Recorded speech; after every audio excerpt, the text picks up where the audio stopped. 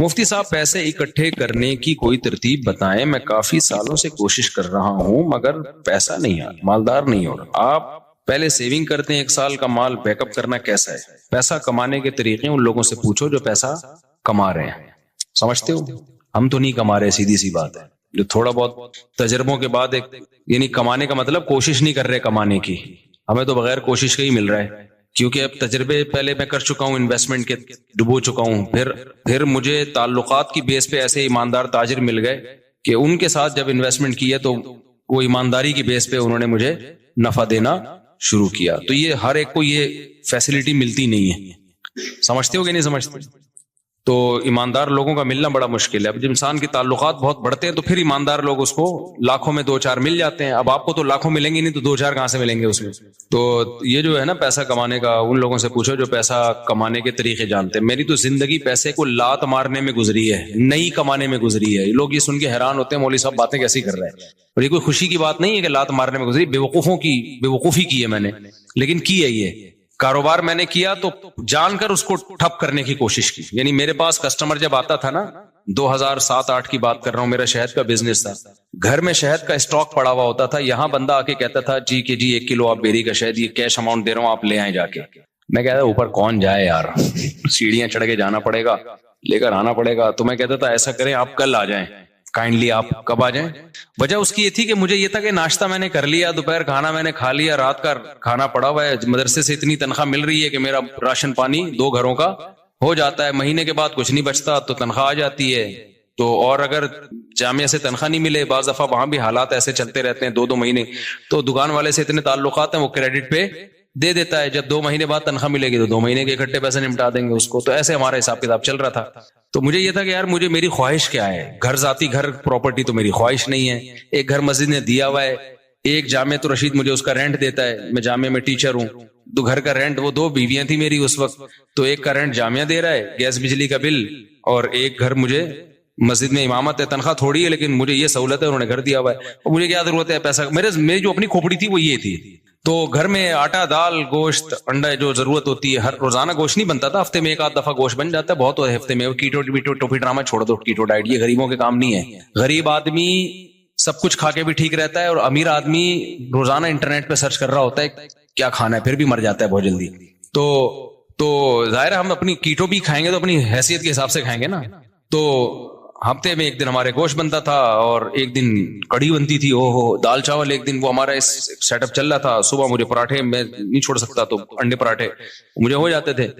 تو میں سوچتا تھا یار میرا تو گزارا ہو رہا ہے، بچوں کی اسکول کی ہم نے ٹینشن لی نہیں، ہم نے کہا پیسے ہوں گے تو اسکول پڑھا دیں گے، نہیں تو بھائی ہوم اسکولنگ، گھر میں رہو بس پڑھو، جتنا اماں کو آتا ہے وہ پڑھا دے گی، جتنا ہمیں آتا ہے ہم پڑھا دیں گے۔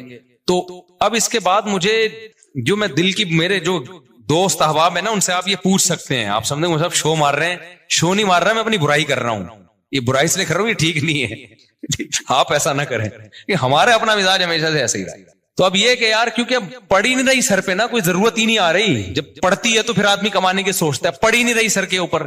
میری ضرورت تھی پراٹھا، مجھے یاد ہے جب میں نے دوسری شادی کا ارادہ کیا، اچھا پراٹھا بھی گھر کا نہیں، مجھے ہوٹل ہی کا پراٹھا چاہیے، گھر کا نہیں، گھر میں وہ مزہ نہیں آتا پراٹھے میں، جتنا بھی اچھا بنا وہ۔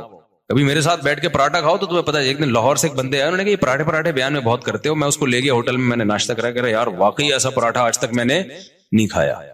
تو وہ بڑے پیٹ کے لیے بہت نقصان دہ ہوتے ہیں، لیکن یہ ذہن میں رکھیے گا، وہ سفید آٹے کے پراٹھے ہوتے ہیں، مزہ بہت ہے۔ تو اب کیا تھا کہ میں نے کہا میری بنیادی ضرورت، بنیادی بھی نہیں ہے، عیاشی ہے پراٹھا، بنیادی ضرورت تو ناشتہ ہے ہی نہیں، 2 ٹائم کی روٹی ہے، ناشتہ تو آپ کی گریوی ہے۔ تو میں یہ سوچتا تھا کہ یار میرے پاس تو گھر بنانے کے پیسے نہیں ہیں، اللہ نے 2 گھر مجھے فری پھوکٹ کے دیے ہوئے ہیں، ایک کا کرایہ وہ ادارہ دے رہا ہے جہاں میں ٹیچر ہوں، اور ایک مجھے مسجد میں امامت کی وجہ سے امام ہونے کی حیثیت سے ملا ہوا ہے۔ ابے میں تو کروڑ ارب پتی آدمی ہوں، لوگوں کے پاس 1 گھر نہیں ہے، میرے پاس 2 گھر، اللہ کی قسم دل میں یہ کیفیت، یہ اوپر سے نہیں کہہ رہا۔ اور لوگ روتے ہوئے آ رہے ہوتے تھے میں ذاتی گھر نہیں بنا سکا اور میرے پاس یہ نہیں، میں کہتا اس کو دیکھو پاگل آدمی، مجھے اس پہ ترس اس پہ نہیں آتا تھا ذاتی گھر نہیں ہے، مجھے اس پہ آتا تھا یہ بیوی بیچارے کی ایک ہی ہے، میں عیاشی کر رہا ہوں، میری بیویاں کتنی ہیں، 2 ہیں۔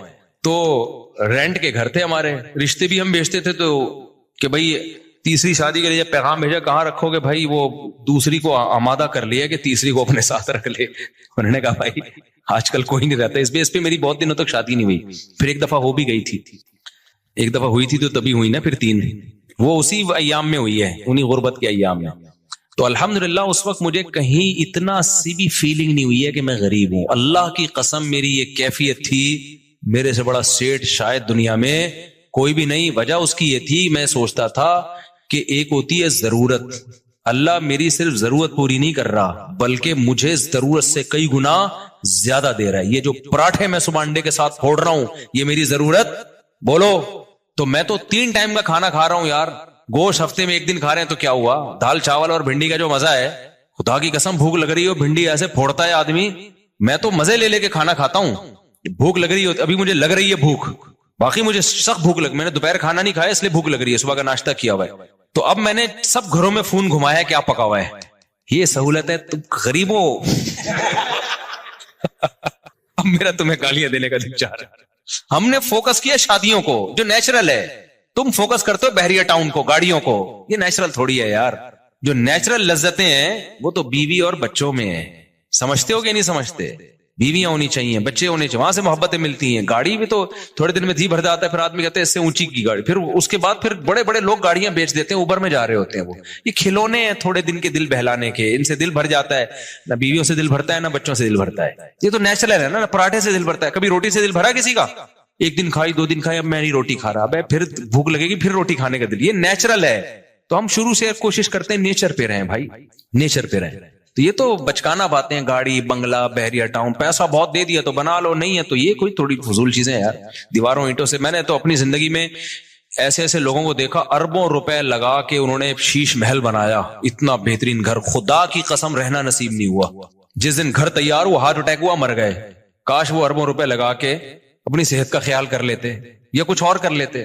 تو وہ بچے بھی پھر وہ فری پھوکٹ کے پیسہ نہ بیچ باچ کے کھا رہے ہوتے ہیں, عیاشیوں میں اڑا رہے ہوتے ہیں. تو اس لیے ابھی جو ہے وہ میں نے گھروں میں فون گھمایا تو شلجم اور جو ہے گوشت کا شوربہ کہیں نہیں پکا ہوا تھا. تو گارڈوں سے میں نے پوچھا تم لوگوں نے کیا پکایا, انہوں نے کہا شلجم گوشت. میں نے کہا ہم آپ کے ساتھ کھانا کھائیں گے آج. شلجم گوشت شوربے والا تازہ, سب مزہ آتا ہے یار. بڑے گوشت میں نا شلجم ڈال دو, سبزی ڈال کے پکاؤ, بڑا مزہ. تو اتنی خدا کی قسم یہ لذیذ نعمتیں اللہ. بھوک لگ رہی ہو, اچار ہو, دال چاول ہو, کڑی پتے والی, آپ کو لگ نہیں رہی نا, اس لیے آپ کو مزہ نہیں آ رہا. ابھی سموسے کھا کے بیٹھے ہوگے آپ چائے کے ساتھ. جس کو بھوک لگ رہی ہو نا اس کو میری باتوں کو وہ انجوائے کرے گا. مجھے چونکہ لگ رہی ہے, باتوں میں مزہ آتا ہے. یہ نیچرل لذتیں ہیں جن کو یہ مل رہی ہے, بس وہ عیاشیوں میں ہے بھائی. کیا کرنا ہے ایسی دولت کا, نہ کچھ کھا سکتا ہے نہ. اکثر مالدار ہم نے دیکھے ہیں, ایک آدھ بچہ ان کا, وہی بچہ خراب نکلا, وہی ٹینشن دے رہا ہے, زندگی عذاب بن گئی ان کی. شروع میں پیسے سے برگر اتنے کھا لیے کہ اب کچھ کھانے کے قابل نہیں بچے, اتنا وزن بڑھ گیا ان کا, کھا ہی نہیں سکتے. پراٹھے کا نام سن کے بے ہوش ہو جاتے ہیں وہ. تو سب سے بڑی نعمت صحت ہے, بیوی بچے ہیں, اور سر چھپانے کے لیے جگہ مل جائے, بے شک وہ کرائے ہی کی کیوں نہ ہو. تو میں کہتا یار لوگوں کے پاس ایک جگہ, میرے پاس کتنی ہے, حالانکہ میرا ان میں سے ایک بھی نہیں. مسجد والے جب امامت سے نکالے تو گھر بھی گیا, کیا خیال ہے. تو اور ایک کا کرایہ جامع رشید دے رہا تھا, وہ بھی کرایہ دے رہا تھا, تو انہوں نے کہا لے لو, اور وہ بھی ایک مخصوص کرایہ تھا. تو مجھے لگا کہ یار میرے لیے اتنا بہت ہے. 2 کمروں کا گھر لیا ہوا تھا میں نے. ایک دفعہ ایک صاحب آئے ہمارے گھر, دیکھے 2 کمروں کا گھر ہے, انہوں نے کہا یار مفتی صاحب ممبر پہ باتیں اتنی بڑی بڑی, یہ گھر ہے ٹوٹل؟ میں نے کہا جتنی بڑی باتیں اس سے بڑا اللہ نے گھر دیا ہے ہمیں الحمدللہ. 2 کمرے, میری ضرورت اس سے پوری ہو رہی ہے. اس وقت میرے 16 بچے تھوڑی تھے, 2 بچے تھے, تو 2 کمرے بہت ہیں, بہت ہیں 2 کمرے رہ لیتے ہیں. ایک واش روم ہے, کچن ہے, تھوڑے بہت. بس ایک چیز کی مجھے ٹینشن تھی, دھوپ نہیں ہے اس میں, ہوا بھی تھی, دھوپ نہیں ہے. تو وہ ایک ٹینشن تھی. تو میں کہتا تھا یار اللہ نے ساری عیاشیاں دی ہوئی ہیں, تو ایک تھوڑی سی اگر ٹینشن دے دی تو کیا ہے, دھوپ کا انتظام نہیں ہے. کیونکہ سن لائٹ میرے لیے, میں نہیں بغیر دھوپ کے بغیر گزارا ہوتا. تو پھر وہ یہ بڑی ایک ٹینشن ہوتی ہے انسان کو. خیر, تو میں جب دوسری کی سوچ رہا تھا نا, تو میں ناشتے نہیں مجھ سے چھوٹ رہے تھے ہوٹل کے جو خاص قسم کا پراٹھا. تو مجھے یاد ہے میں نے اپنے دوست کے ساتھ پلاننگ کی, یار میں اب دوسری شادی کر رہا ہوں, میرا خرچہ بڑھے گا, مجھے یہ ہوٹل کا پراٹھا چھوڑنا پڑے گا. آپ اندازہ لگا رہے ہو غربت کا. لیکن میں غریب نہ اس وقت سمجھتا تھا نہ اب, اور حقیقت ہے ہم کہاں سے غریب ہیں بھائی. میں نے کہا یار یہ مجھے قربانی دینی پڑے گی, کیونکہ اب میرے خرچے ڈبل ہو جائیں گے.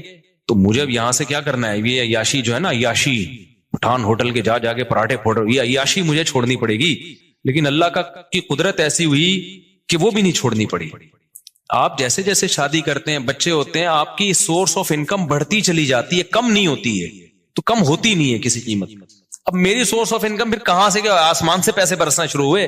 میرے ساتھ ایسے ایسے معاملات ہوئے ہیں کہ میں تو بتا رہا ہوں نا, کاروبار شروع کیا تو یہ بزنس ہو رہا تھا میرا, میں بیٹھا ہوا ہوں جی شہد چاہیے, ابے اوپر کون جائے گا شہد لینے, کیوں, میری ضرورتیں پوری ہو رہی ہیں, مجھے لگ رہا ہے یہ بزنس کیا ہے, غریبی ہے.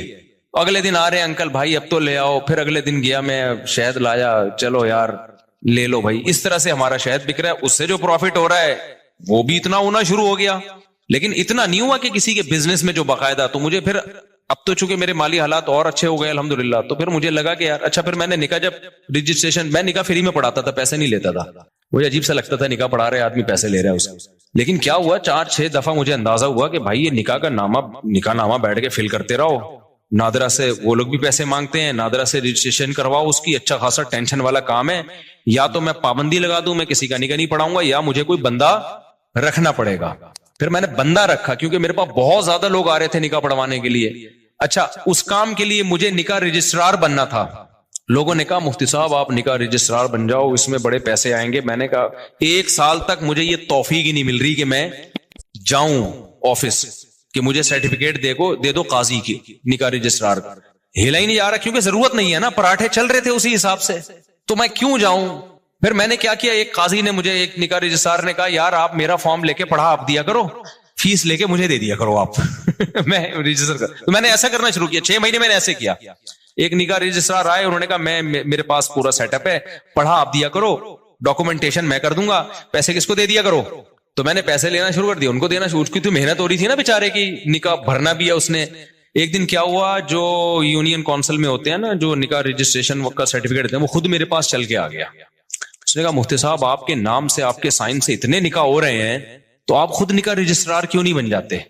میں نے کہا یار مجھے یہ وہاں چل کے جاتے ہوئے بہت ٹینشن ہو رہی ہے کہ کیونکہ مجھے جس چیز کی ضرورت نہ ہونا مجھ سے وہ کام ہوتا نہیں ہے, تو اب میری ضرورتیں پوری ہو رہی ہیں. انہوں نے کہا آپ ادھر ان کو اتنے پیسے دے رہے ہو, خود رکھ لو, وہ کچھ اپنا رکھ لو, کچھ اپنے اسسٹنٹ کو دے دو کچھ.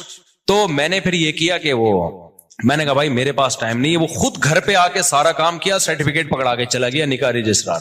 میں نے کہا اسٹیمپ تیرا باپ لگائے گا اس پہ, میرے پاس تو ٹائم نہیں ہے. اس نے ٹھپے لگے ہوئے نا پہلے سے, آپ پر اعتماد ہے, آپ مس یوز نہیں کرو گے.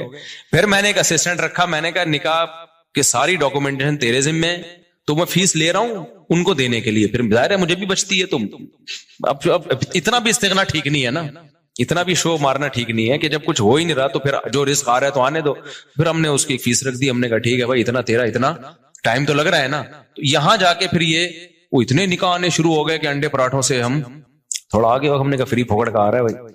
اچھا خیر, پھر بھی اتنی فیس نہیں ہے جتنی لوگ لے رہے ہیں. میں اپنے نام کی فیس لینا چاہوں نا, جو اللہ نے ٹوٹی پھوٹی ہم جیسے نالائقوں کو شہرت دے دی, تو اس اسٹیج پہ پہنچنے کے بعد قاضی کی فیس 1.5 لاکھ 2 لاکھ ہوتی ہے. ہماری فیس اس سال 10,000 ہوئی ہے, سمجھ رہے ہو. اور اس میں بھی لوگوں کو کہا ہوا ہے کہ کوئی بھی ایک دفعہ کہہ دے کہ میرے پاس نہیں ہے تو دوبارہ اس سے پوچھنے کی ضرورت نہیں. یہ نہیں اس کے کہ تو آئی فون لے کے کیسے گھوم رہے جب تو کم بخت 10,000 نہیں دے سکتا, یہ تیرے پاس یہ موبائل کہاں سے, یہ نہیں. اس کو میں نے اسسٹنٹ کو بتایا جو ایک دفعہ کہہ دینا کہ نہیں دے سکتا, دوبارہ پوچھنے کی ضرورت بولو نہیں, فری میں پڑھائیں گے.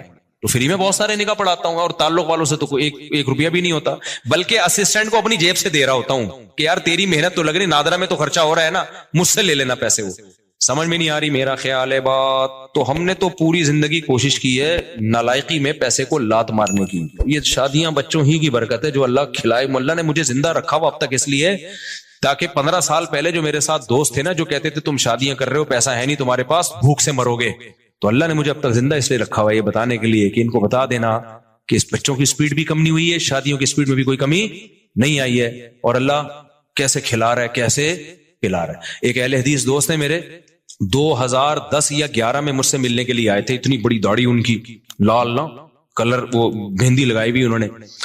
میری 4 شادیوں والی کتاب پڑھی انہوں نے. ابھی میرا کل ان سے فون پہ, پرسوں ان سے فون پہ بات ہوئی ہے, اس لیے میں یہ واقعہ سنا رہا ہوں.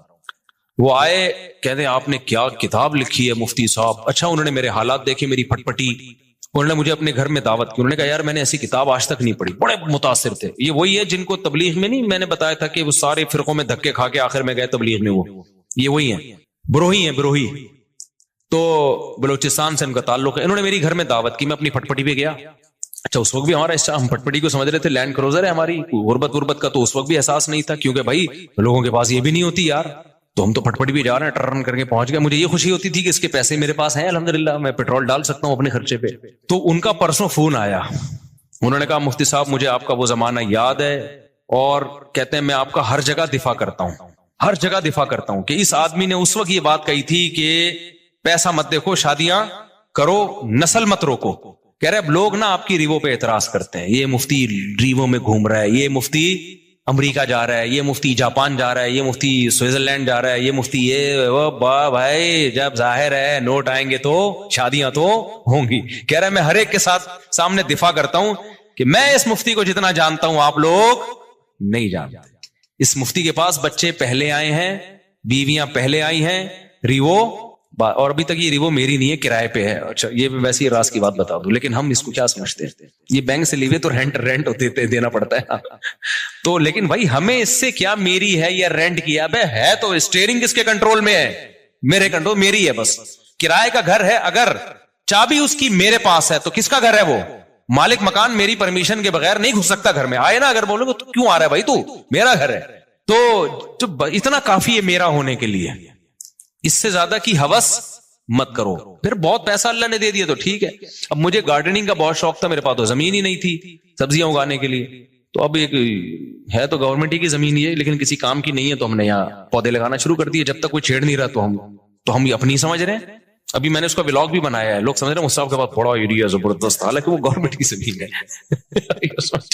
لیکن مجھے اس سے کیا کرنا, جب وہ میرے کام میں سبزی اگا کے مجھے دے رہی ہے, میرے ٹماٹر کا شوق پورا کر رہی ہے, میری بھنڈی کا شوق پورا کر رہی ہے, تو ابھی اپنی بھی تو یہی کرتی ہے. اس میں گورنمنٹ تو خوشی ہوگی, اچھا کسی کام میں آ رہی ہے. یہ جو نرسری والے ہوتے ہیں یہ تو فٹ پاتھوں پہ لگا رہے ہوتے ہیں نا, یہ جو فٹ پاتھ پہ نہیں, وہ جو بیچ میں روڈ کے بیچ میں جگہ ہوتی ہے, گورنمنٹ تو چاہتی ہے اچھا ہے گرینری ہوگی, تو بس وہ اپنی سمجھو اس کو یار. تم تو مجھے کیا کرنا ہے کہ کاغذ میں میرے نام ہو. بھائی جو چیز میرے استعمال میں ہے وہ کس کی ہے.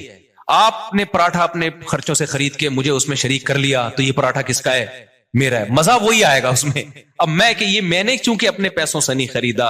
ابے تو بے وقوف آدمی ہے, تو کسی اور کے پیسوں سے اگر تو تجھے پراٹھا کھلا رہا ہے, اور تیرا دوست ہے, کوئی بھگاری بن کے نہیں کھلا رہا, کوئی ایسا نہیں کوئی بعد میں تجھے تانے دے رہا ہو, تو تمہیں تو نوالا پیٹ میں جا رہا ہے نا, تمہاری تو بنیادی ضرورتیں پوری ہو رہی ہیں. اب تمہارے خرچے پہ ہو, کسی اور کے خرچے پہ ہو, تمہیں آم کھانے سے مطلب ہے, تمہیں پیڑ گننے سے مطلب نہیں ہونا چاہیے. تو میرے رب کے مجھ پر احسانات ہیں. جب میں پیدا ہوا تو مجھے ماں بھی ملی محبت والی, باپ بھی ملا محبت والا, بہن بھائی کی نعمت ملی, ابا اماں کھلاتے رہے, اس وقت میرے خرچے پہ نہیں ابا کے خرچے پہ ہم کھاتے رہے, ہمیں کھانے سے مطلب تھا. اللہ نے ہمیں گھر کی چھت بھی دی, ابا کے گھر تھا وہ, میرا گھر نہیں تھا. تو مجھے اس سے کیا غرض کہ مجھے تو گھر مل گیا نا جو میری ضرورت ہے. پھر جب ہماری شادی ہوئی, دوسری جب ہوئی, تو دھکے مار کے گھر سے نکالنے کی کوشش سے پہلے ہی ہم نکل گئے. الحمدللہ ہمیں پتا تھا نکال دیا جائے گا, لیکن ہم پہلے ہی نکل گئے.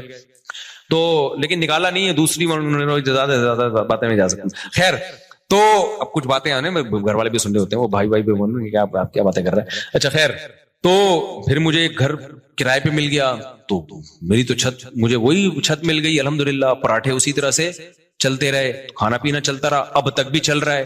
تو میں نے اس لیے کاروبار کو بدتمیزی کے ساتھ کاروبار کیا کہ کچھ ضرورت ہی نہیں پڑ رہی یار. کوئی مصیبت پڑے نا, بھوک لگ رہی ہے, مر رہے ہیں, تو پھر آدمی اخلاص سے کرتا ہے. تو ہماری مہینے کے اینڈ کے بعد نہیں, مجھے اگلے مہینے کی پہلی تاریخ کو میرے ساتھ کیا ہوگا یہ مجھے نہیں پتا ہوتا تھا. تو اب ایسے آدمی کے پاس اگر پیسہ آئے تو اس کا تو دماغ خراب ہو جائے گا کہ نہیں ہو جائے گا, جو اس زمانے کو بادشاہت والا زمانہ سمجھ رہا ہو. تو میرے پاس تو اگر ریوو آ گئی تو میں تو کہہ رہا ہوں یار, میں تو پٹپٹی کو سمجھتا تھا کیا یہ جو نہیں ہوتی دھکے والی پٹپٹی. پھر ہمارے پاس جب پیسہ آیا تو ہم نے پھر وہ GTO 110 بھی خریدی. ایسا نہیں ہے کہ وہ پٹپٹی بھی گھومتے رہے. تو جب یہ تو پھر تو اس لیے ہم لوگوں کے مسائل غربت نہیں ہے, ناشکری ہے. آپ نے ایک فرض کیا ہوا ہے کہ میں نے اس لیول تک جانا ہے. میں نے ابے کیوں فرض کر کے بیٹھا ہوا ہے, تو محنت ضرور کر, اللہ دے ٹھیک ہے, نہیں دے تو جو ہے اس پہ سمجھو کہ بہت دیا اللہ نے ہمیں. اور اس سے انسان کی صحت اچھی ہوتی ہے, خوش رہتا ہے تو اور اچھی ہو جاتی ہے صحت, ہر چیز کو انجوائے کرتا ہے. اور جو آدمی بیچارہ دولت کی ٹینشن لے کے بیٹھا, وہ کمبخت دولت بھی اس کے کام کی نہیں ہوتی, اس کو ہر وقت ٹینشنیں کھائی جا رہی ہوتی. تو خوش رہنا سیکھو بھائی. خوش وہی رہے گا جو کہے گا میرے پاس میری حیثیت سے زیادہ اللہ نے مجھے دیا ہے. جو یہ جس کے دماغ میں کانسیپٹ آ گیا نا, تو وہ خوش رہے گا.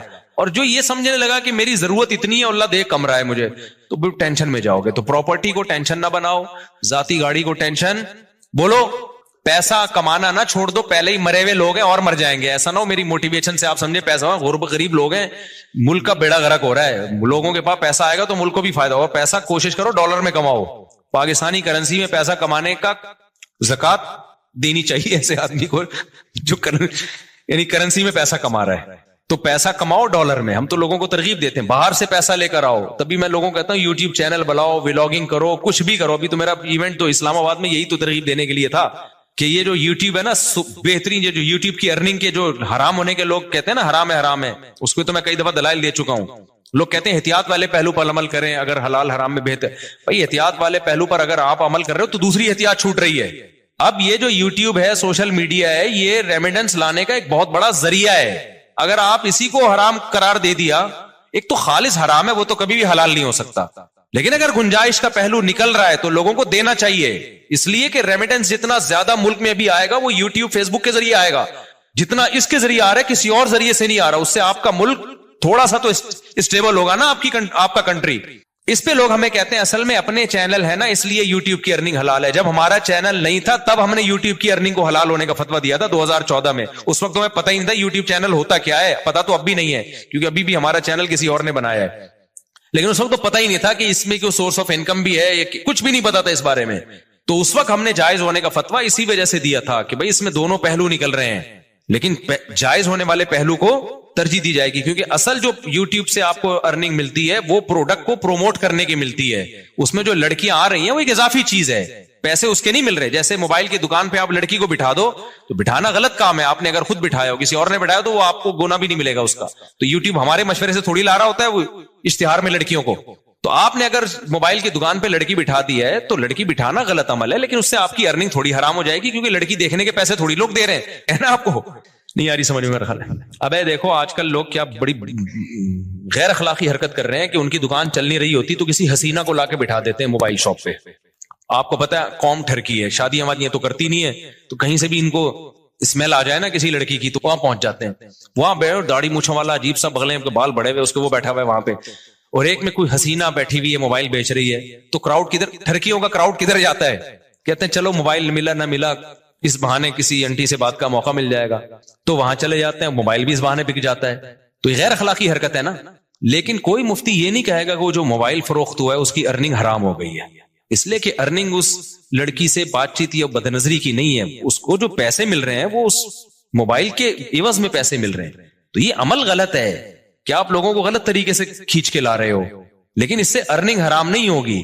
اور یہ بھی عمل جب غلط ہے جب آپ نے کیا ہو. تو یوٹیوب پہ جو مونیٹائزیشن کے بعد آپ کو پیسے ملتے ہیں وہ کمپنیوں کی پروڈکٹ کو پروموٹ کرنے کے پیسے ملتے ہیں. وہ پروموٹ کرنے کے لیے لڑکیوں کو بھی بیچ میں گھسیڑ دیتے ہیں وہ. تو یہ غلط کر رہے ہیں, لیکن یہ آپ غلط نہیں کر رہے. یہ کون غلط کر رہا ہے, یہ گوگل غلط کر رہا ہے. تو گوگل ہمارے پاس ہوتا تو ہم نہیں کرنے دیتے اس کو. تو یہ آپ کے اختیار میں تھوڑی ہے. اس کی مثال ہے آپ نے کرائے پہ کسی کو دکان دے دی موبائل بیچنے کے لیے, آپ نے کہا بھائی مجھے اتنا رینٹ چاہیے, اس نے لڑکی لے جا کے بٹھا دی. لوگ کہیں گے آپ کی دکان میں لڑکیاں بیٹھی ہوئی, آپ کہیں گے بھائی یہ میرے اختیار میں نہیں ہے, یہ میں نے کسی کو رینٹ پہ دی ہوئی ہے, اور میں نے شراب کی دکان نہیں کھولی, اس پہ شراب بیچنے کی اجازت نہیں ہے. اب وہ بیٹھا ہے, یہ اس کو سمجھاؤ, تبلیغ میں سہ روزہ لگواؤ اس کا تاکہ وہ یہ کام نہ کرے. تو یہاں بھی ایسا ہی ہو رہا ہے. اس لیے مفتی کا کام ہوتا ہے, جو مفتیان کرام ہوتے ہیں, ہر پہلو سے فتویٰ دو. ہمارے پاس 2013-14 میں یہ یوٹیوب کی مونیٹائزیشن کے سوالات آئے تھے, اس وقت علماء کا پینل بیٹھا تھا پوری ڈیٹیل کے. اس وقت ہمارا کوئی چینل نہیں تھا, نہ ہمارا ارادہ تھا, اور 2-3 سال کے بعد بھی لوگوں نے بتایا کہ چینل آپ مونیٹائز کر لیں. میں نے کہا چھوڑو یار, ہمیں کیا پیسہ کمانا ہے یوٹیوب, وہی ہمارے تو پراٹھے پورے ہو رہے ہیں. تو پھر بھی نہیں کیا ہم نے مونیٹائز. لوگ کما رہے تھے, ہم نے کمانے دیا ان کو. اس کے بعد پھر یہ جو ایڈمن ہے ہمارے یو ایس اے میں احمد طالب, انہوں نے 18 میں چینل بنایا, انہوں نے خود یہ مونیٹائزیشن کی ہے. مجھے تو مونیٹائزیشن کا لفظ ہی کئی دنوں کے بعد جا کے یاد ہوا تھا کہ یہ کیا ہوتا ہے.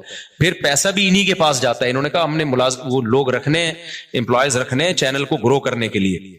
تو اگر پھر بھی میں نے بھی بنایا ہو تو اس میں یہ الزام کہ چونکہ اپنے چینل مونیٹائز ہوئے ہوئے اس چکر میں انہوں نے مفتیوں نے حلال ہونے کا فتویٰ دیا, تو یہ بدگمانی ہے. یعنی مولویوں کو کسی حال میں جو اگر ہم حرام ہونے کا فتویٰ دیتے ہیں نا, تو پتہ ہے لوگ کیا کہتے ہیں, اب یہ ان کو تو کیا, ان کی تو چارج, ان کے تو نکاح پڑھا کے پیسے آ رہے ہیں نا, ان کے تو ہدیے نذرانے مل رہے ہیں, قوم جائے بھاڑ میں, ان کو بس حلال حرام کی. تو لوگ یہ باتیں کرتے.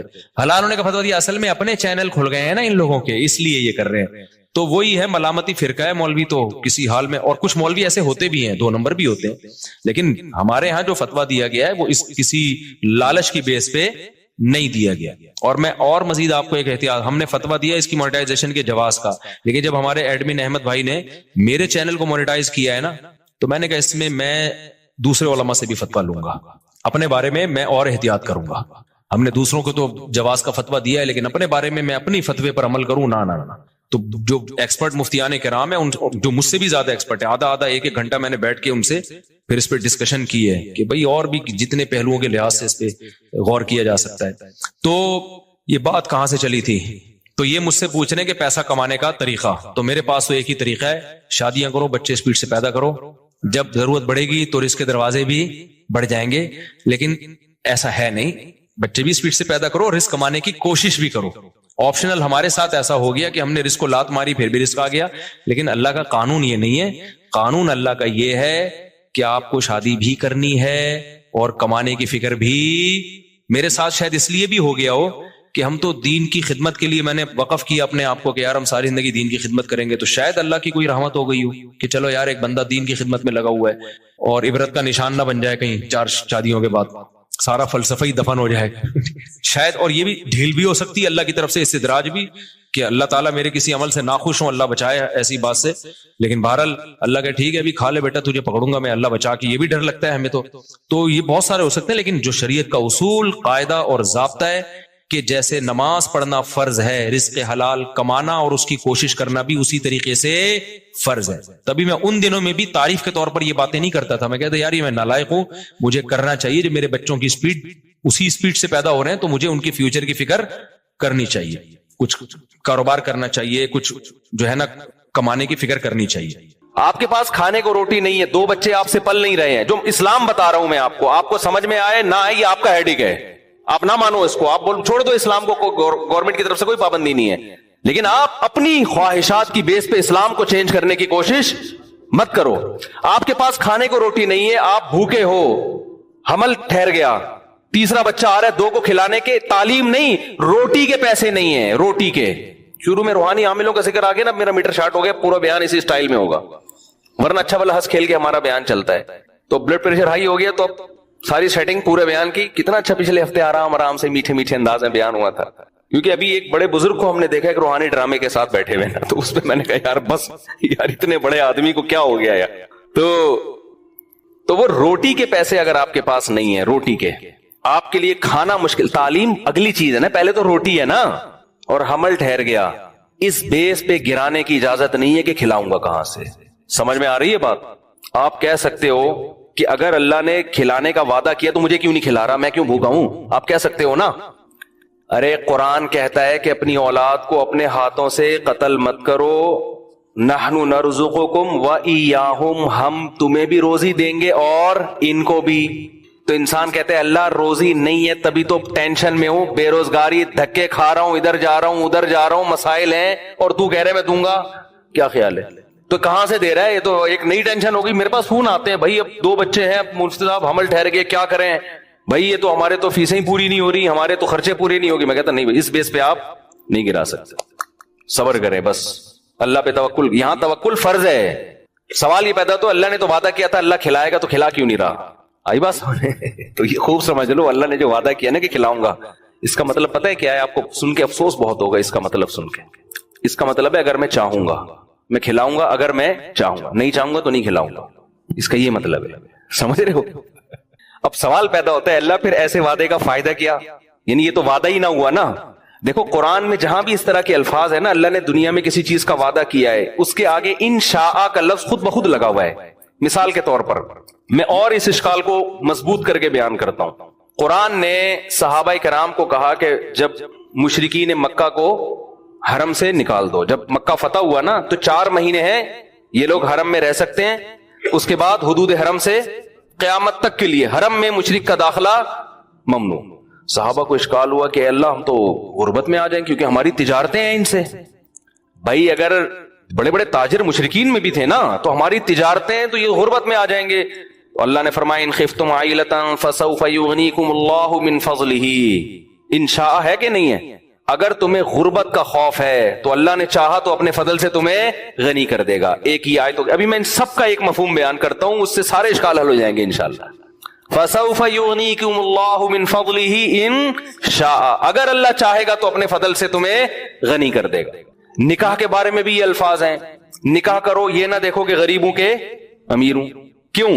اللہ کہتے ہیں ان یکونوا فقراء یغنیہم اللہ من فضلہ, نکاح کر لو فقیر ہو گئے تو اللہ اپنے فضل سے غنی کر دے گا. سوال پیدا ہوتا ہے, بعض تو ہم نے دیکھے ہیں کنوارے تھے تو پیسے والے تھے, شادی ہوتے ہی بعض ایسے, اگرچہ اکثریت ایسی نہیں ہے, اکثریت کے تو روزی میں اضافہ ہوتا ہے, لیکن بعض ایسے واقعات ہیں ادھر شادی ہوئی ادھر دیوالیہ نکل گیا, بیگم ہی چور تھی معاذ اللہ, وہ ساری جائیدادیں کھا گئی. بعض دفعہ تو یہ بھی ہوتا ہے نا, ارے بعض دفعہ ایسے ہوتا ہے آپ نے شادی کی میرا بیان سن کے کہ یار اس سے مال میں کیا ہوگا, برکت ہوگی, اضافہ ہوگا.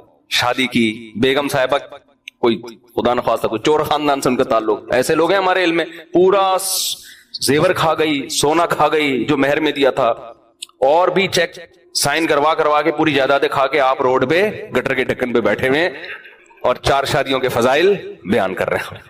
ایسے واقعات ہی ہوتے ہیں. تو ظاہر ہے آپ کو خیال ہوگا کہ یار اگر اللہ نے تو وعدہ کیا ہے کہ میں نکاح پہ غنی کر دیتا ہوں, تو یہ غنی تو نہیں ہو رہا ہے. ایسے واقعات ہیں, بچہ پیدا ہوا پہلے ایک کا خرچہ نہیں تھا اور مسائل کھڑے ہو گئے, ایسے واقعات ہوئے ہیں. سمجھ میں نہیں آ رہی میرا خیال ہے. اسی طرح قرآن کہتا ہے وما من دابۃ الا علی اللہ رزقها, زمین پہ کوئی چوپایا ایسا نہیں ہے جس کا رزق اللہ کے ذمے نہ ہو. لیکن ہم دیکھتے ہیں جانور بھوک سے مرتے ہیں, سمجھتے ہو, جانور بھی بھوک سے مرتے ہیں, ایسے جانور ہیں, انسانوں کی خطاؤں سے بھی مرتے ہیں. تو خوب سمجھ لیں قرآن میں جہاں بھی اس قسم کے وعدے ہیں اس کا مطلب ہے اگر میں چاہوں گا. اب سوال پیدا ہوتا ہے کہ اگر اللہ کے چاہنے سے یہ, تو پھر وعدہ تو وعدہ نہ رہا نا. دیکھو آپ نے کسی مزدور کے ذمہ ایک کام لگایا, مزدور کو آپ نے کہا کہ یار یہ 10 فٹ کا گڑھا کھود دے, میں تجھے 1 کروڑ روپے دوں گا. پہلے آپ نے کہا میں تجھے 1 لاکھ روپے دوں گا, اس نے کہا نہیں. آپ نے کہا چل 1.5 کر لے, اس نے کہا نہیں. آپ نے کہا 1 کروڑ دوں گا. ایک دم جوش میں آئے گا نا, اور ایک دم جوش میں آئے گا یار 10 فٹ گڈھے کے 1 کروڑ. آپ نے کہا اگر میں چاہوں گا, وہ کھودے گا. نہیں آئی بات سمجھ, وہ کہے گا بھائی تو چاہے گا کیا مطلب, اگر تو نہیں چاہ. میں نے ایک صاحب سے ایسے کوئی چیز بیچی نا, تو پتہ نہیں 1 لاکھ کی تھی 1.5 لاکھ کی تھی, انہوں نے کہا میں آپ کو کل پیمنٹ دوں گا. میں نے کہا بھائی آپ مجھے کیا پتا یار, میں آپ کو جانتا نہیں ہوں, آپ مارکیٹ سے شارٹی ہو جاؤ. ہم بعض اپنا بکرے بیچ کے آ رہے ہوتے ہیں, دمبا کسی کو پہنا کے آ رہے ہوتے ہیں, لوگ ہمیں پہناتے ہیں, پھر اپنے دوسروں کو پہنانا پڑتا ہے ہمیں, ٹھیک ہے. تو کہتے نہیں اللہ نے چاہا تو میں کل دے دوں گا. میں نے اگر اللہ نے نہیں چاہا تو میں کیا کروں گا بتا, میں تجھے کہاں تلاش کروں گا. اگر مجھے یقین ہو کہ اللہ چاہے گا کہ تو مجھے دے گا, اللہ چاہے گا کہ تو مجھے دے گا, تو میں 1 دن کیا میں 1 مہینہ انتظار کر لوں گا. لیکن اگر اللہ نے نہیں, اللہ نے تو مجھے نہیں بتایا کہ میں چاہوں گا کہ نہیں چاہوں گا. اگر اللہ نے نہیں چاہا تو میں تو تجھے فون کروں گا بھائی میرے پیسے دے, تو کہے گا اللہ نے چاہا ہی نہیں. کیا خیال ہے, ہمیں کیا ملے گا. اب جب ہم لوگوں کے بارے میں یہ بات سوچتے ہیں یار یہ کیوں اٹک رہا ہے یہاں پہ, یہ اللہ نے چاہا نا تو ہمارا مائک سسٹم ایک دن انشاءاللہ ٹھیک ہو جائے گا. تو اب شکر ہے صحیح ہو گیا, بس بیٹھ جاؤ, بڑے خراب نہ ہو جائے.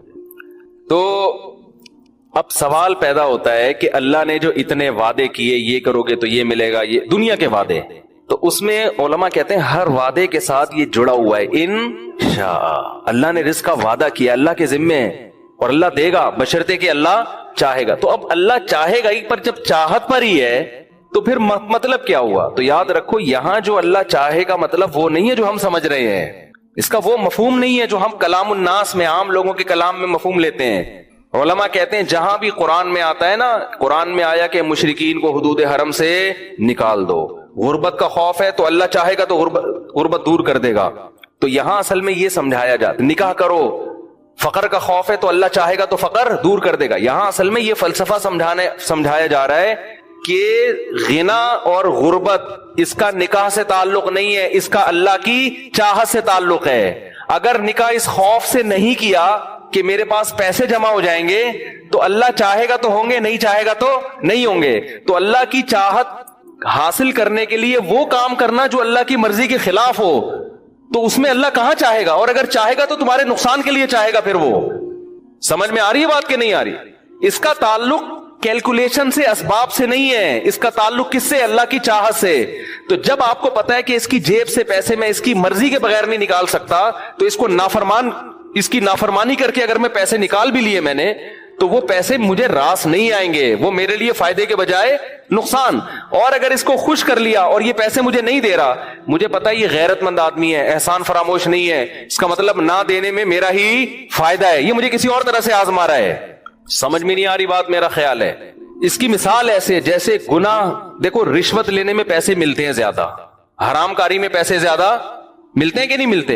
हलाल में अक्सर पैसे कम मिलते हैं इंसान को।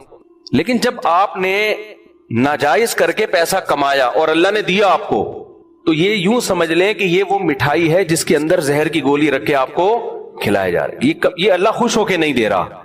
तो इसमें खैर की तवक्को आप ना रखें, और आपने हलाल पे कनात कर ली और बिलफर रिस्क नहीं मिल रहा, तो ये वो जहर है जो देखने में जहर लग रहा है, लेकिन ये एंटीबायोटिक है, ये आपकी इस्लाह के लिए, आपको फायदा पहुंचाने के लिए, इसमें खैर है। ये कड़वी गोली आपके फायदे के लिए है, और वो मीठा लड्डू उसके दुश्मन अगर मिठाई खिला रहा है तो वो मिठाई में खैर नहीं हो सकती। दोस्त अगर आपको करेले का जूस भी पिला रहा है तो आपकी शुगर लेवल को कंट्रोल करने के लिए पिला रहा है। नहीं आई बात? मेरा ख्याल है समझ में। तो ये जो कुरान कहता है ना, निकाह करो, अगर गरीब हो गए अल्लाह मालदार कर देगा, इसका मतलब है कि दौलत और अमीरी का ताल्लुक अल्लाह की चाहत से ज्यादा है, शादी ब्याह से नहीं है। तो अगर तुम निकाह नहीं करोगे, ऐन मुमकिन है अल्लाह इससे भी ज्यादा गरीब कर दे, इससे भी ज्यादा गरीब। और निकाह करने के बाद भी अगर गरीब कर रहा है, तो चाहता तो अल्लाह तुम अमीर करना था, क्योंकि अल्लाह ने वादा अमीरी का किया है, लेकिन अगर गरीब कर रहा है इसमें कोई मसलहत है, वो मसलहत तुम्हें बनाना, तुम्हारे गुनाहों को माफ करना, तुम में तवक्कुल पैदा करना और नाकामी के नक्शों में कामयाबी पैदा करना है। देखो इसकी सादा सी मिसाल मैं आपको बताऊं, कुरान में इसकी बहुत मिसाल है इस फलसफे को समझाने, क्योंकि ईमान से इसका ताल्लुक है। जब ईमान नहीं है तो ये चीजें समझ में नहीं आएंगी। इसकी बहुत आसान मिसाल, मूसा अलैहिस्सलातु वस्सलाम के बारे में कुरान कहता है कि फिरौन के महल में रहकर भी उन्होंने अल्लाह की इताअत की, अल्लाह की नाफरमानी बोलो नहीं की ना नाफरमानी।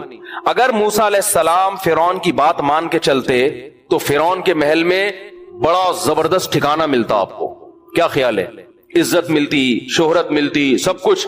लेकिन कुरान कह रहा है फलम्मा बलगा अशुद्धहु वस्तवा आतैनाहु हिक्मन व इल्मा व कज़ालिका नज्जिल मुहसिनीन।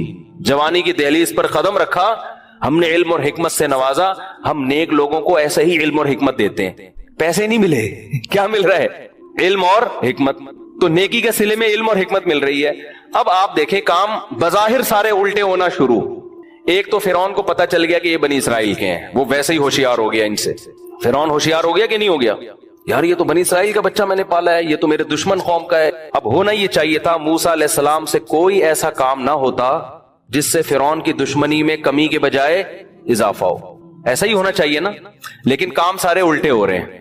मूसा अलैहिस्सलातु वस्सलाम ने मुक्का मारा फिरौनी कौम के आदमी को लड़ाई छुड़वाने के लिए, कतअन इरादा नहीं था। दुनिया में ऐसा होता भी नहीं है कोई मुक्के से ही मर जाए, ऐसा होता भी नहीं है।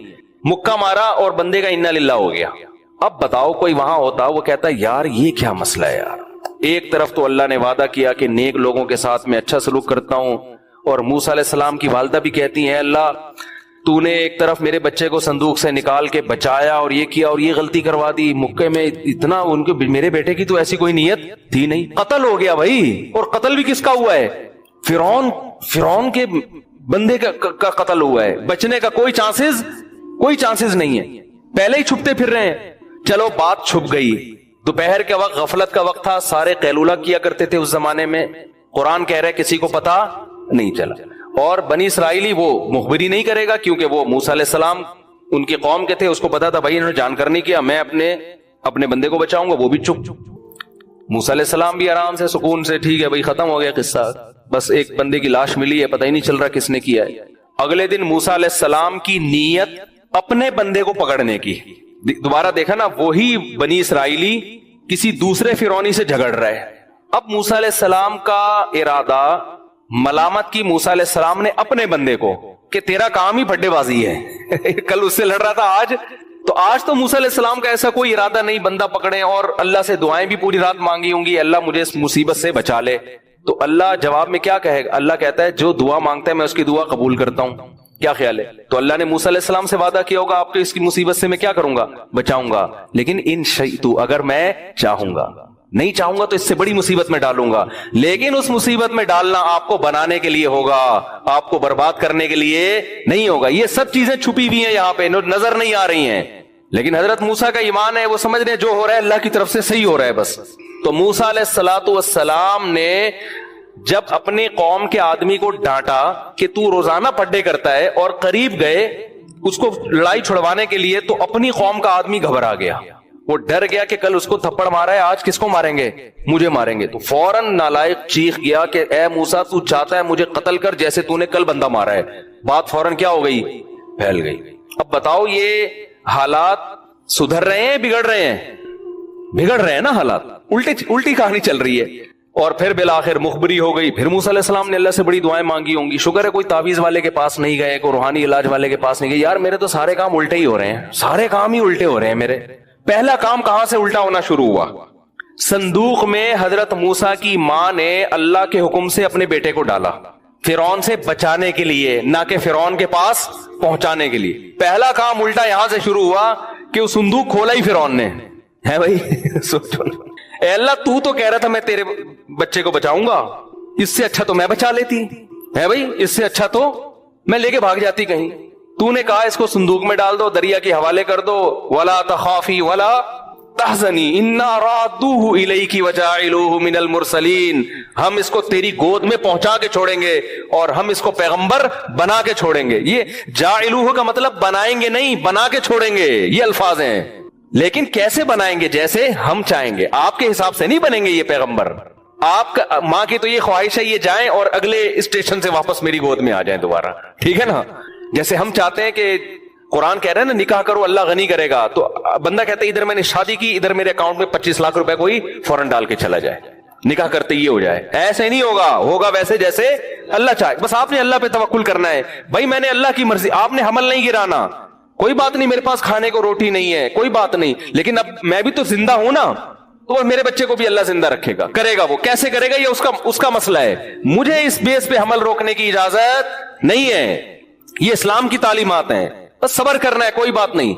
افغانستان میں اگر افغان لوگ غربت کی وجہ سے حمل روکتے تو کیا آج اتنے لاکھوں جوان اسلام دشمن قوتوں سے لڑنے کے لیے پیدا ہوتے؟ وہاں پہ تو مر چکے تھے، ختم ہو چکے تھے. انہوں نے کہا کوئی بات نہیں، بھوکے ہیں، کھانے کو کپڑا نہیں ہے، پہننے کو لباس نہیں، کوئی بات نہیں، نسل نہیں روکنی ہے. وہی بچے کلاشنکوفیں لے کر جوان ہوئے ہیں اور وہی پھر اپنے باپ کی معیشت میں ترقی کا ذریعہ بن رہے ہیں. اس میں توکل فرض ہے آپ پر. تو خیر موسیٰ علیہ السلام پہلا کام الٹا کیا ہوا کہ موسیٰ علیہ السلام کی ماں کہہ سکتی تھی اللہ تو نے تو کہا تھا کہ میں بچاؤں گا، یہ بچانا ہے، ادھر پہنچا دیا. یہ تو فرعون کا ارادہ تھا قتل کرنے کا، وہ تو بچ گیا اتفاق سے، ٹھیک ہے نا. اور اب جب اس محل میں پل کے جوان ہو گیا تو اب بندہ مر گیا. یہ دوسری غلطی. چلو مر گیا، چھپی رہتی نا بات، لوگوں کو تو پتا نہیں تھا. اے اللہ تو اس بنی اسرائیلی کا منہ کسی طرح بند کروا دیتا کہ وہ نہ بولتا. اس نے بول دیا اور بات دنیا میں پھیل گئی. یہ تیسرا کام الٹا ہو رہا ہے. حضرت موسیٰ کی ماں نے ایک دن بھی اللہ سے شکایت نہیں کی. کیوں بھائی؟ کامیاب اللہ کرے گا لیکن ہمارے طریقے سے نہیں. اللہ کا بھی ایک اخپل طریقہ ہے، سمجھ رہے ہو؟ اللہ اخپل طریقے سے چلے گا. اللہ آپ کے طریقے سے، آپ چاہتے ہو میرے حساب سے ہو، نہیں بھائی. اللہ پہ توکل، اللہ پہ اعتماد، جیسے جیسے کہہ رہا ہے کرتے چلے جاؤ، اپنی ذمہ داریاں پوری کرو، باقی اللہ پہ اعتماد کرو. ناکامی میں بھی کامیابی اور کامیابی میں تو ویسے ہی کامیابی. ہم چاہتے ہیں اللہ کو اپنے حساب سے چلانا شروع کر دیں، پھر ٹینشن میں آتے ہیں میری وہاں شادی ہو کیوں نہیں رہی. اللہ نے جب وعدہ کیا ہے کہ تم نکاح کی کوشش کرو گے تو ہو جائے وہاں. ابے بھائی تو اللہ کے حساب سے چلے گا نا، جہاں وہ چاہے گا وہاں ہوگی نا تیری. اور میں اتنا پیسہ آ کیوں نہیں رہا میرے پاس، کیوں نہیں آ رہا؟ اللہ نے رزق کا وعدہ کر لیا ہے، اب وہ جیسے چاہے گا تمہیں دے گا. اگر وہ بھوکا مارنا چاہے گا تو اس میں اس کی کوئی مصلحت ہے، اس کی تقدیر سے آگے نکلنے کی کوشش نہ. تم اسباب پورے اختیار کرو، لیکن اللہ کی عادت یہی ہے کہ وہ مارتا ہے نہیں. چند واقعات ایسے ہو جاتے ہیں تاکہ لوگوں کی آزمائش ہو. علامہ آلوسی رحمۃ اللہ علیہ نے یہ جو آیت ہے نا ان یکونوا فقراء یغنیہم اللہ من فضلہ، اگر فقیر ہو گئے نکاح کرو اللہ غنی کر دے گا، اس آیت کے تحت لکھا ہے کہ اس کا مطلب ہے اللہ اگر چاہے گا، نہیں چاہے گا تو غنی نہیں ہوگے. لیکن انہوں نے کہا کہ مشاہدہ یہ ہے کہ اللہ اکثر چاہتا ہی ہے، ہوتا ایسا ہی ہے. کہیں کہیں اللہ اپنی قدرت دکھانے کے لیے تاکہ غیب پر لوگوں کو یقین رہے, کہیں کہیں ایسا کرتا ہے کہ اللہ امیر نہیں کرتا, لیکن اکثر ایسا ہوتا ہے. تو جہاں بھی قرآن میں اس طرح کی آیتیں ہیں نا, ان میں اکثر ایسا ہی ہوتا ہے. جیسے اللہ کہتا ہے میں اس کا وعدہ کیا ہے, تو بھوک سے مرنے والے دنیا میں بہت کم ہیں. اکثر اسباب مال کے بالکل بھی نہیں ہوتے, لیکن پراٹھے پھوڑ رہے ہوتے ہیں بیٹھ کے وہ. تو اللہ اپنا وعدہ پورا کرتا ہے اس طریقے سے. اور میں نے دیکھا ہے غریب لوگ ہیں, خاندان ہیں, وہ کھا رہے ہیں, کہیں نہ کہیں سے انتظام اللہ تعالیٰ کر دیتے ہیں ان کے لیے. ایسی ایسی جگہ سے رزق آتا ہے, انسان حیران ہوتا ہے. وَيَرْزُقُهُ مِنْ حَيْثُ لَا يَحْتَسِبُ, قرآن کہتا ہے وہاں سے دوں گا جہاں سے گمان نہیں ہوگا. اور ہم چاہ رہے ہیں یہاں سے روزی ملے, نہ جہاں سے میں چاہوں گا وہاں سے دوں گا. اور ویسے بھی ہماری جو بنیادی ضرورت ہے وہ بھی میں بتاتا ہوں ہے کیا. تو موسیٰ علیہ الصلوۃ والسلام سے قتل ہو گیا, یہ الٹا کام ہو گیا. پھر اگلے دن بات پھیل گئی, یہ غلط ہو گیا. پھر فرعون نے قتل کا فیصلہ کر دیا. یہ سارے کام کیا ہو رہے ہیں؟ موسیٰ علیہ السلام کہہ سکتے ہیں میں تو دعائیں مانگ رہا ہوں اللہ, تو بات بھی لیک آؤٹ ہو رہی ہے اور میرے قتل کے فیصلے بھی ہو رہے ہیں, تو میری تو دعائیں قبول نہیں ہو رہی. کسی نے کچھ کر دیا یقیناً, یہ تو پکا ہماری لگتا ہے وہ دن خالہ آئی تھی گھر میں, وہ ایسے دیکھ کے گئی تھی, ان کا مسئلہ ہے, وہ کچھ تکیے کے نیچے رکھا تھا انہوں نے, مجھے لگ رہا ہے سارا وہاں سے سیٹ اپ خراب ہو رہا ہے. کچھ بھی نہیں, وہ کہہ رہے ہیں بھائی جو اللہ کا کام ہے وہ اللہ کرے گا, جو میرا کام ہے میرا کام ہے بھائی اس سے بچو اس مصیبت سے. تو اب میں موسٹ وانٹیڈ بن گیا ہوں, مجھے یہاں سے جانا پڑے گا, نکلو یہاں سے. ابھی نبوت نہیں ملی تو وہاں سے نکل گئے. اب کہاں جائیں پتہ ہی نہیں چل رہا, مدین کی طرف چلے گئے. اتنا لمبا سفر, لیکن اور زندگی کا اس کے علاوہ اور کوئی سبب نہیں ہے, ورنہ تو یقیناً قتل کیے جائیں گے. تو اب جیسے تیسے بھائی جاؤ رسک لو. مدین پہنچے ہیں. اب کل ایک وہاں مکہ مکرمہ سے تبلیغی جماعت میں ایک بڑے عالم آئے, بڑی زبردست بات کی انہوں نے بیان میں. مکہ سعودی ہیں, وہ 40 سال سے تبلیغ میں لگے ہوئے ہیں. تبلیغ میں سعودی عرب کے عرب بہت زیادہ ہیں. تو انہوں نے بڑی پیاری بات کی. انہوں نے کہا دیکھو اللہ سے ہوتا ہے, اللہ کے غیر سے. تبلیغ والے یہی کہتے رہتے ہیں نا, اس کے لیے بڑی پیاری مثال دی انہوں نے موسیٰ علیہ السلام کی. انہوں نے کہا آپ بتاؤ آپ کے گھر میں کوئی ایسا رشتہ لے کر کوئی بندہ ہے رشتہ لینے کے لیے جو دوسرے کنٹری کا ہو اور موسٹ وانٹیڈ ہو, وہاں سے بھاگا ہوا ہو, اس ملک میں اس پہ قتل کا مقدمہ ہو, روزگار نہ ہو اس کے پاس, اس کے نہ ابا آئے نہ اماں آئے نہ بہن نہ بھائی. ایسے اجنبی اگر شادی کرنا چاہے گا ہو جائے گی اس کی شادی. یہاں تو پڑوسیوں کو نہیں دے رہے ہوتے لوگ 30 سال سے جانتے ہیں لوگ. کہیں گے بھائی تو پہلے شناختی کارڈ دکھا, نادرا سے وہ کنفرم کریں گے بندہ یہ انگوٹھے کے حساب سے یہی شناختی کارڈ بنتا بھی ہے کہ نہیں بنتا, بالکل اجنبی. لیکن موسیٰ علیہ السلام, ہر انسان کی ضرورت ہے بھائی, نکاح تو ہر آدمی کی ضرورت ہے نا, ورنہ برائیوں کی طرف جائے گا وہ. تو موسیٰ علیہ السلام کی بھی ضرورت, اور موسیٰ علیہ السلام کتنی ٹینشن میں کہ یار میرا تو یہاں کوئی انتظام ہو ہی نہیں سکتا. لیکن جو کام ان کے کرنے کا ہے اس میں کوتاہی نہیں کر رہے. جو اللہ کے کرنے کا ہے وہ کس پہ چھوڑا ہوا ہے؟ اللہ پہ. ان کے کرنے کا کام تھا بھائی خدمت کر لو. فی الحال خدمت کی 2 لڑکیوں کی, انہوں نے ابا کو جا کے بتایا, ابا نے گھر بلا لیا. ایسا انتظام ہوا ہے کہ کہہ رہے ہیں ان 2 بیٹیوں میں سے جس سے چاہتے ہو آپ کا نکاح کرتا ہوں میں. اريد ان انكح احدى ابنتي هاتين, ان 2 میں سے اشارہ کر کے کہا جس سے بولو گے آپ کا نکاح کرا دوں گا. تو یہ صاف اس بات کی علامت ہے کہ اللہ کچھ کرنے میں گراؤنڈ ریئلٹی کا محتاج نہیں ہے, زمینی اسباب کا محتاج نہیں ہے. جہاں اللہ آرڈر دے رہا ہے تو وہاں آپ کو وہ کام کرنا پڑے گا. اس میں آپ یہ نہ دیکھو کہ 3 بچے ہیں تو چوتھا ہو گیا تو کہاں سے کھائے گا, تو 5واں ہو گیا. یہ اللہ کا حکم ہے بھائی, اللہ پہ توکل کرو. وہ چاہے گا آپ کے منہ سے نوالا چھیننے کا ایک بھی بچہ نہیں ہوگا آپ کا. آپ کمارے ہوگے, سڑکوں پہ سو رہے ہوگے. وہ نہیں چاہے گا تو آپ کے 25 بچے ہوں گے, سب کو کھلائے گا, وہ کباب پراٹھے کھلائے گا صبح شام. تو یہ چھوڑ دو اللہ پہ. آپ کے کرنے کا کام ہے دعا مانگنا, رزق تلاش کرنا, روزی تلاش کر, اس میں سستی نہ کرو. آپ سمجھ میں نہیں آ رہی بات. تو بتا رہے مولانا بھی ایسے لبرل بن رہے ہیں, عجیب عجیب سے مولوی مارکیٹ میں آ رہے ہیں, وہی ماحول سے متاثر ہو گئے. وہی بات جو گورا کر رہا ہے اور پورا خاندانی نظام تباہ کر دیا گورے نے, یہ فضول باتیں کر کے. اللہ پہ اعتماد توکل تو بالکل مارکیٹ سے شارٹ ہو گیا ہے. اسی وجہ سے دلوں میں سکون کیا کر لیا اللہ نے, چھین لیا. اللہ کہتے ہیں تو اپنے دل کو میرے حوالے نہیں کرتا نا, تو ان اسباب میں الجھاتا ہے, تو اب انہی سے مانگ. پھر جا کے تو سمجھتا ہے کاروبار سے ہی ملے گا, تو اب تو کاروبار کے حوالے ہے. اسی کو خدا بنا لیا نا, وہی دے گا. تو سمجھتا ہے کہ میں نسل روکوں گا تو کم بچے ہوں گے تو خرچہ کم ہوگا, تو پیسے زیادہ بچا لوں گا, تو اب تو انہی کے حوالے ہے. مجھ سے امیدیں بولو نہ لگا. جیسے موسیٰ علیہ السلام کو تو اللہ اپنی نگرانی میں رکھا ہوا ہے نا. اللہ کہہ رہے ہیں جو ہو رہا ہے ہونے دو, بس تم نے جو کام کرنا ہے, جو میں نے ذمہ لگایا وہ کرتے رہو. تو آخر تک اللہ نے ایسا کامیاب کیا کہ شادی بھی ہوئی, بچے بھی ہوئے, اور جو ناممکن کام تھا فرعون کی سلطنت اکھاڑ کے زمین پہ پٹک دی, اور موسیٰ بادشاہ بن گئے ہیں. بھائی بنی اسرائیل کی قیادت کس کے ہاتھ میں آ گئی؟ موسیٰ کلیم اللہ کے ہاتھ میں. وجہ کیا ہے؟ جیسے جیسے کہا جا رہا ہے ویسے ویسے. تو آپ بھی اگر سکون چاہتے ہو نا میرے بھائی، جیسے جیسے اللہ کہہ رہے ویسے ویسے کرتے رہو، ٹینشن نہ لو.